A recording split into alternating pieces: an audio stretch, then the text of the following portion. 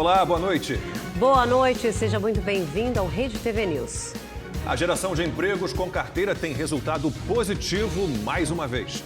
O saldo foi de quase 197 mil novos postos de trabalho em abril. É o melhor resultado para o mês desde 2012. A loja de uma influenciadora digital é roubada em São Paulo. Ladrões levaram cerca de R$ 2 milhões em joias.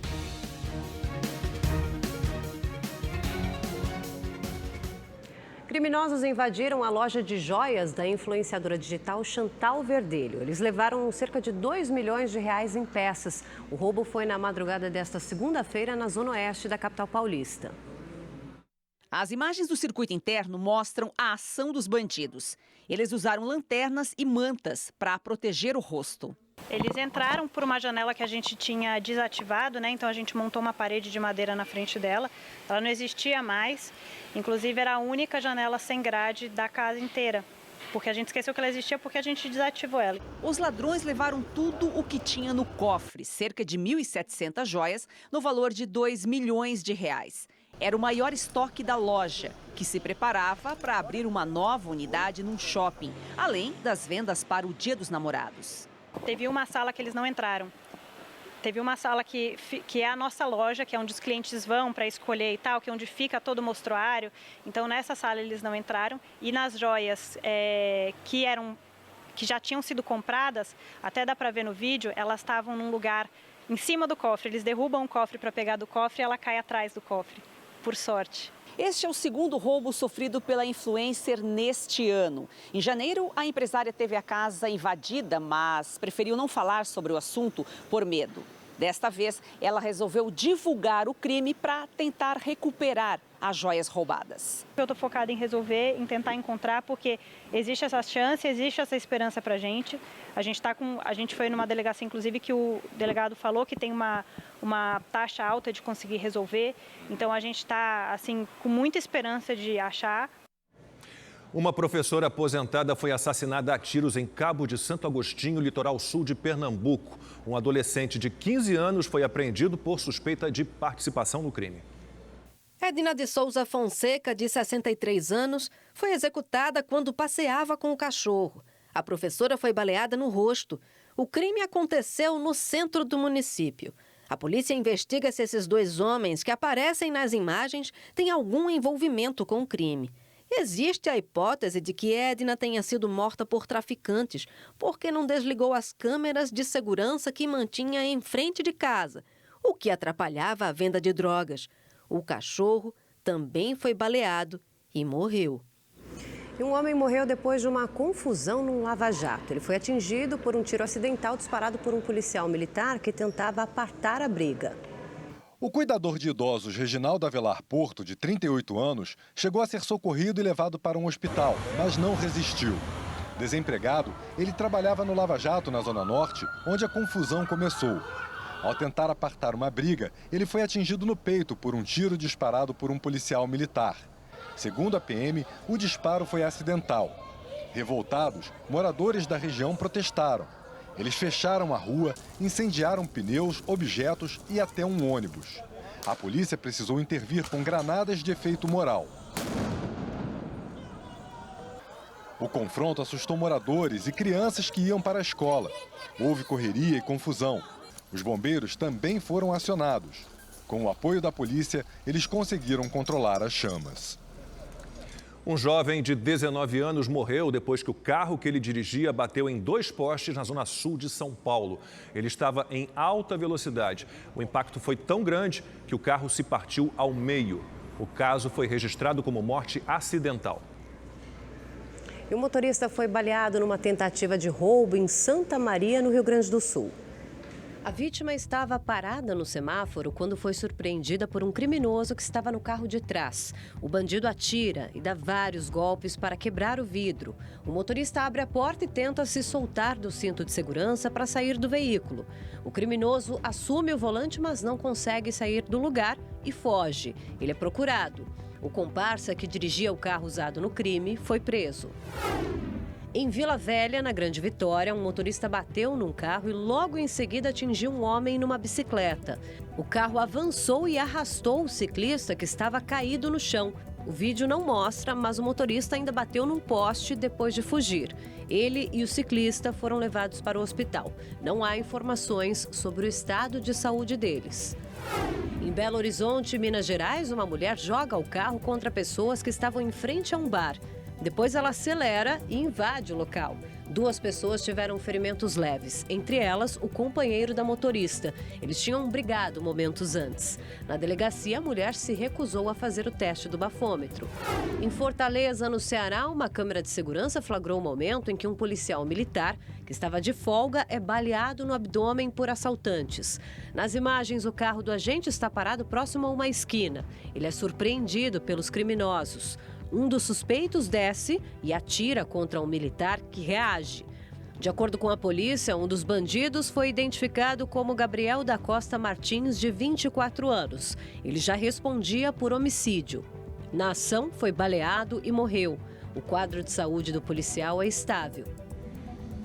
3 pessoas morreram na queda de um helicóptero em Currais Novos, no Rio Grande do Norte, na tarde desse domingo. A aeronave da Companhia Hidrelétrica do São Francisco, a Chesf, teria se chocado com uma linha de transmissão de energia. Em nota, a empresa informou que os funcionários faziam uma inspeção aérea de rotina quando o acidente aconteceu. Em Salvador, um morador flagrou uma sequência de explosões nos trilhos do metrô da capital baiana pela manhã. Nas imagens que foram gravadas com o celular, é possível ouvir essas explosões, além de ver também faíscas e fumaça. A concessionária CCR Metrô Bahia confirmou o problema na estação do Pirajá, mas disse que as operações não foram prejudicadas. Na semana passada, 2 trens do metrô de Salvador descarrilaram, deixando 6 pessoas feridas. A Polícia Militar do Rio de Janeiro já começou a usar câmeras nos uniformes. Nessa primeira etapa do projeto, o equipamento vai gravar ações de policiais que atuam na capital do estado. A câmera fica presa ao uniforme do policial militar. O uso é individual.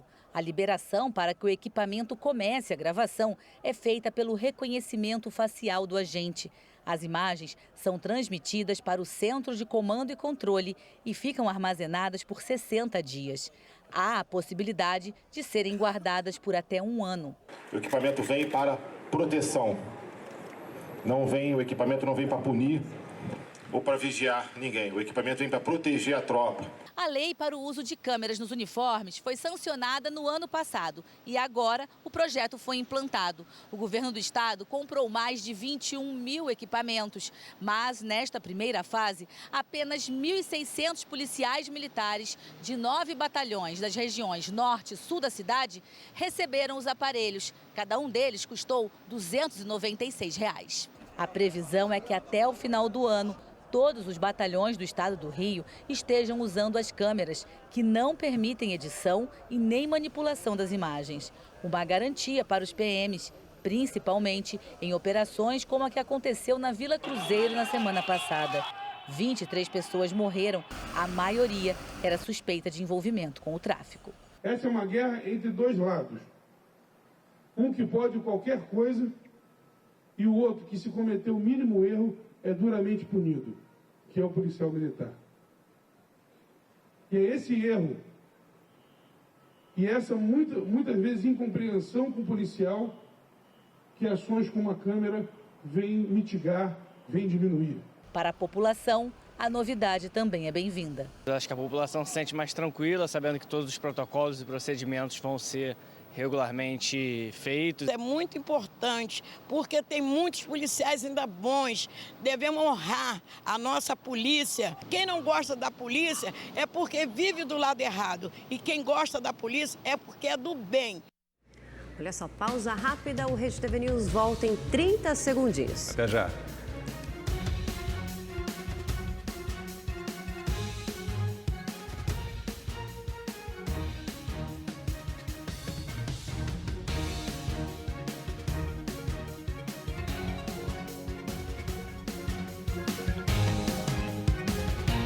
O Banco Central divulgou um boletim parcial do relatório Focus e os economistas revisaram para cima o PIB e apostam agora que o Brasil vai crescer 1,2% esse ano e não mais 0,7%. A expectativa para a inflação é que ela fique em 8,89%. A meta era 5%. O boletim Focus é divulgado semanalmente, mas tem sofrido alguns atrasos por conta da greve dos servidores.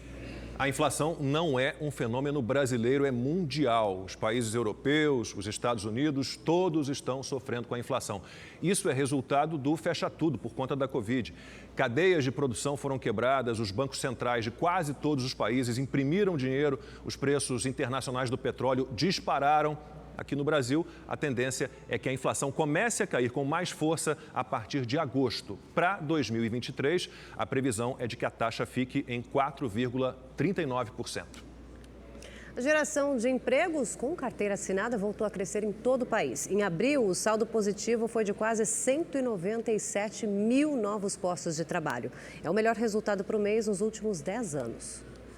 Ana Carolina ficou 6 meses desempregada e recentemente foi contratada por esta escola de inglês em Betim, na região metropolitana de Belo Horizonte. Foi muito bom, foi muito importante para mim retornar e muito mais legal ainda voltando, fazendo aquilo que eu já fazia, dando continuidade, né? Yasmin também teve a carteira assinada novamente e voltou a trabalhar na função de assessora comercial. Eu entro em contato com pessoas que têm interesse em inglês, que fez alguma busca relacionada ao curso de inglês. Eu entro em contato, vejo a necessidade, marco para a pessoa vir conhecer a escola e aí é só fechar a venda. No total, o quadro de funcionários da escola foi reforçado com 3 novas profissionais.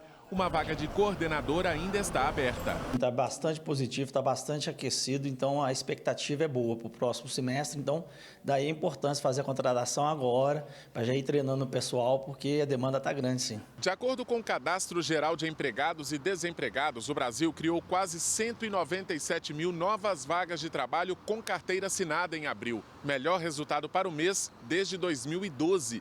A alta foi puxada principalmente pelo setor de serviços. O número de contratações em abril foi de 1.850.000. Já o de demissões, 1.660.000. Com isso, o saldo positivo do ano subiu para mais de 770 mil novos postos de trabalho.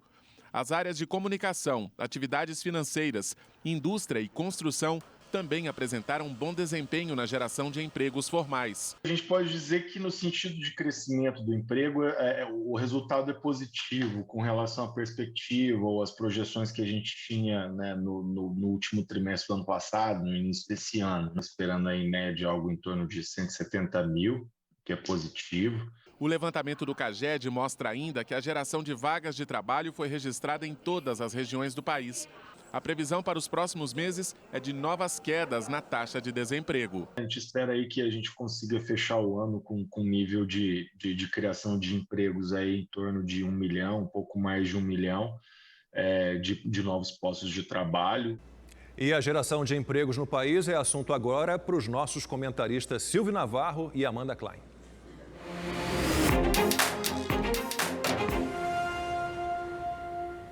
É o terceiro dado positivo em uma semana. Tivemos queda do desemprego e aumento do PIB na semana passada e hoje a geração de quase 200 mil vagas formais em abril.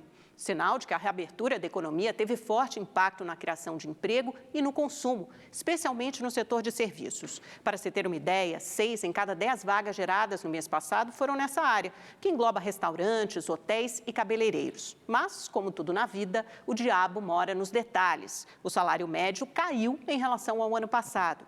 Na corrida contra a inflação, perde o trabalhador. Um estudo da Tendências Consultoria revela que em 2015, até 28% dos trabalhadores com e sem carteira recebiam até um salário mínimo. Hoje, já são 38%.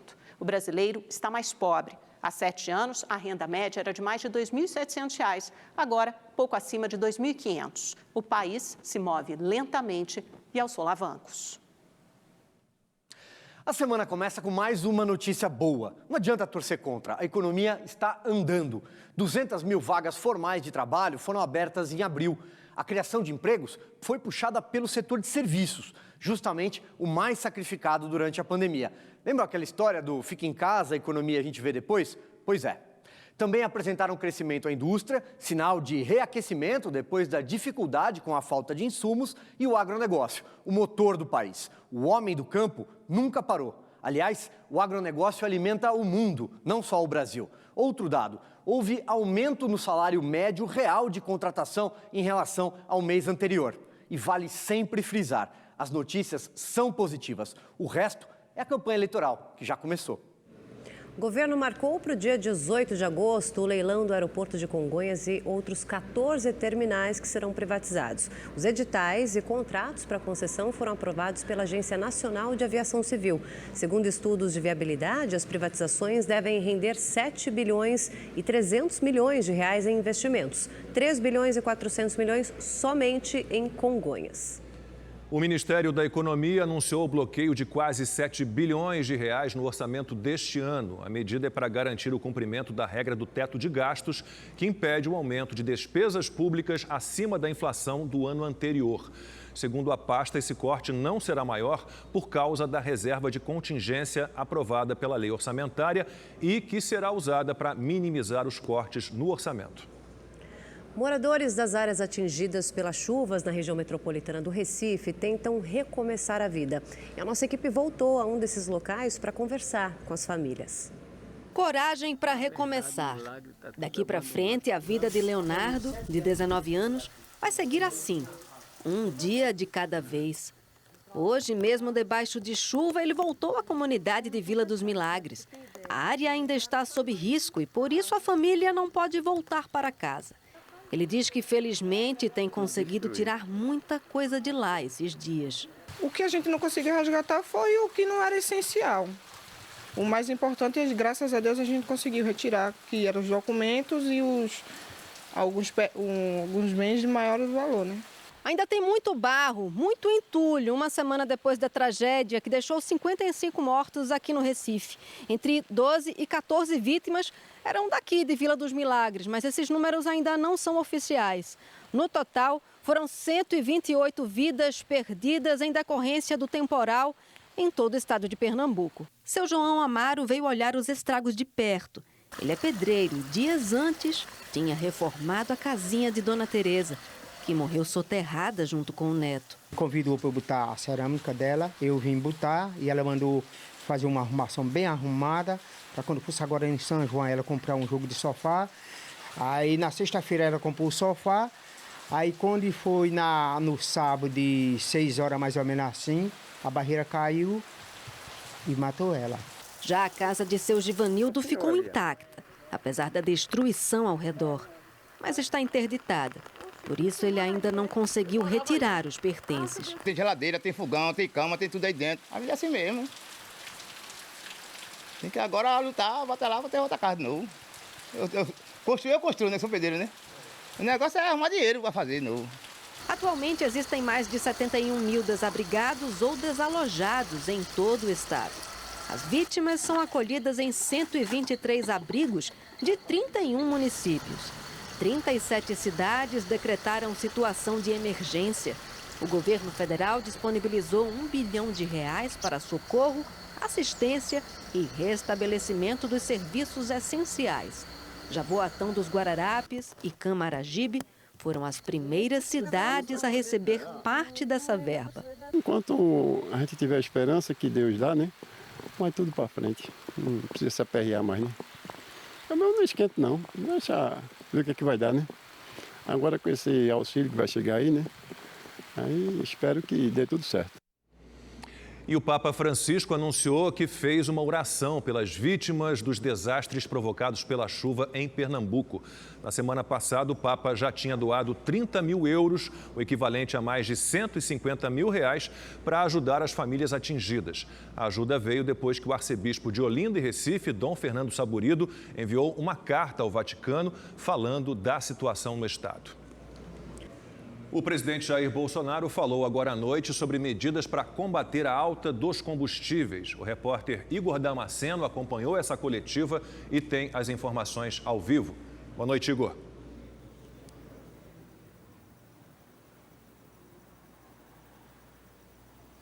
Oi, Lacombe, vem redução de impostos por aí, viu? Boa noite a você, a Érica, a todos que nos acompanham. O presidente Jair Bolsonaro e os presidentes Arthur Lira e Rodrigo Pacheco concederam entrevista agora há pouco aqui no Palácio do Planalto para anunciar o acordo que vem sendo trabalhado. Segundo o presidente Jair Bolsonaro, o governo federal vai zerar os impostos federais sobre o diesel e também o gás de cozinha e se prontificou a compensar os estados para que os governos façam o mesmo com os impostos estaduais.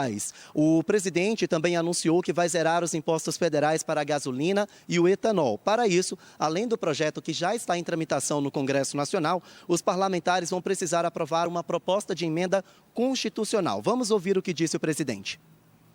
Essas propostas que foram colocadas à mesa hoje para os dois presidentes das casas, e eles levarão para os senhores deputados e senadores, mais senadores que na Câmara já foi aprovado o projeto, em havendo entendimento por parte dos senhores senadores, em se aprovando o projeto de lei complementar e em se promulgando de forma bastante rápida uma emenda à Constituição, isso se faria valer imediatamente na ponta da linha para os consumidores, então, essa diminuição de carga tributária para enfrentarmos esse problema fora do Brasil, que tem reflexo para todos nós aqui dentro.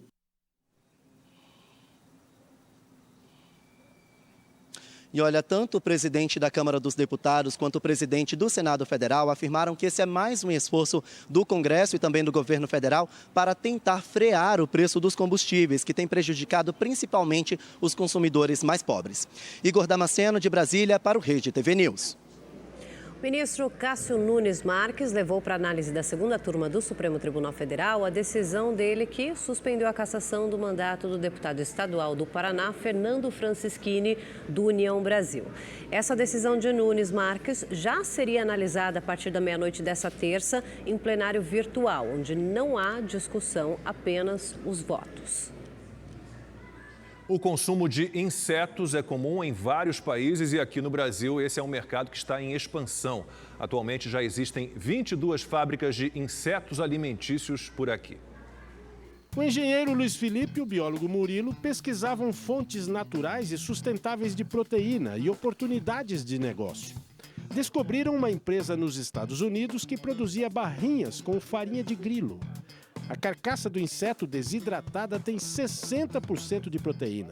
Eles decidiram iniciar uma criação no Brasil e aprenderam também sobre o processo de produção. Sempre o ambiente bem higienizado, sempre temperatura bem controlada e nunca deixar faltar alimento, né? Porque senão eles acabam um matando o outro por falta de alimento, né? Por eles serem pragas, eles são muito vorazes e precisam muito de alimento. A pesquisa começou na Escola Superior de Agricultura Luiz de Queiroz, da USP.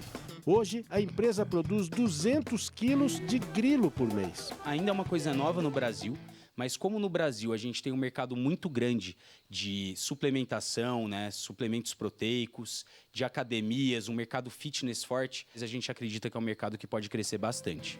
Em vez do tradicional cafezinho, fui convidado para uma degustação diferente. O cardápio é requintado. Cebola e bacon, mostarda e mel e lemon pepper. Todos com grilo, claro. Nos saquinhos, farinha de grilo, grilos desidratados e granola com grilos.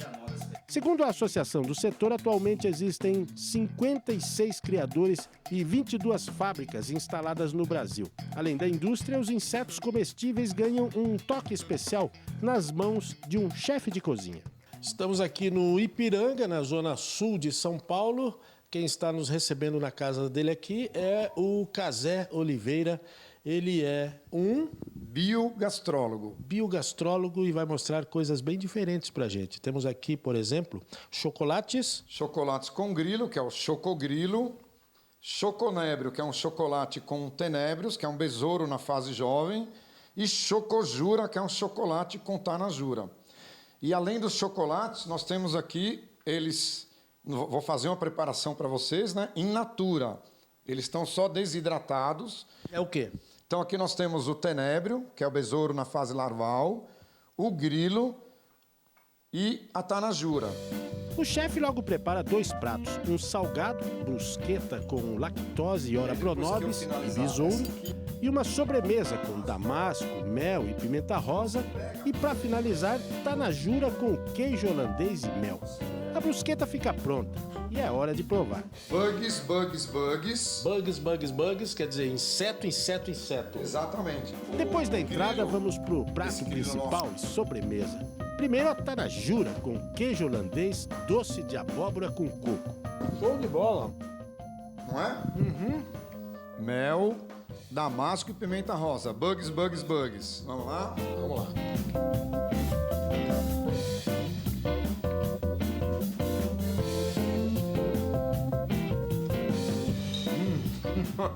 Sentiu a pimenta rosa no final? Rapaz.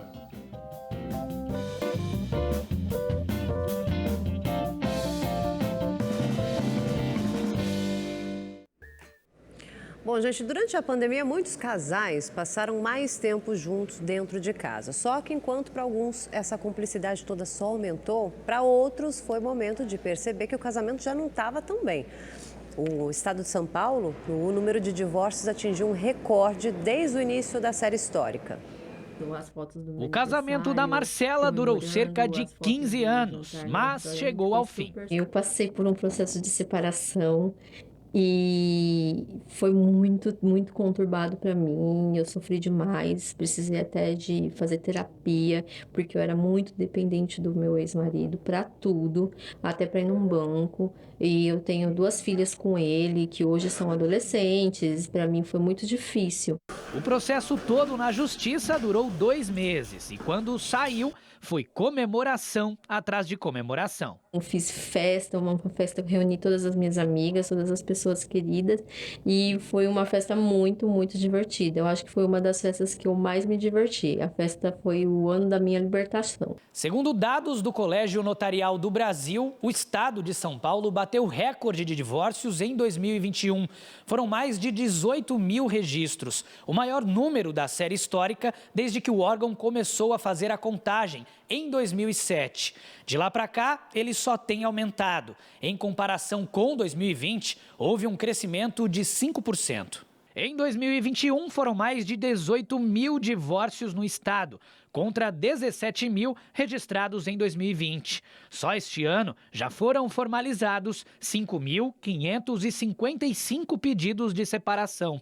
Este tabelião de notas em Osasco, na Grande São Paulo, segue o mesmo ritmo do estado. Nós sentimos um aumento em torno de 5% a 10% durante a pandemia e pós-pandemia ainda continua. Para o presidente do Colégio Notarial do Brasil, em São Paulo, esse crescimento se deve a uma somatória de fatores. Tem sim o fator pandemia, né, que acabou gerando um desgaste maior aí no emocional de todas as famílias, mas também tem o fator da facilidade do divórcio extrajudicial feito em cartório de notas. Basta as partes comparecerem no cartório acompanhado de um advogado que, não havendo partilha de bens, a gente consegue, às vezes, fazer o divórcio de um dia para o outro.